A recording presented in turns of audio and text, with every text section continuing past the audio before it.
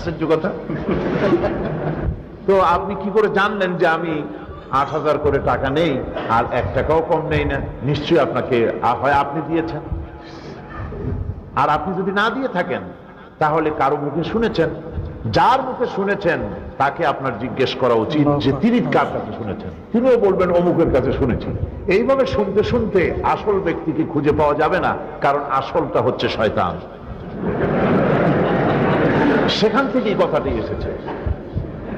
আল্লাহ পাক সাক্ষী, আল্লাহ পাক সাক্ষী, এর থেকে বড় কথা তো আর নাই।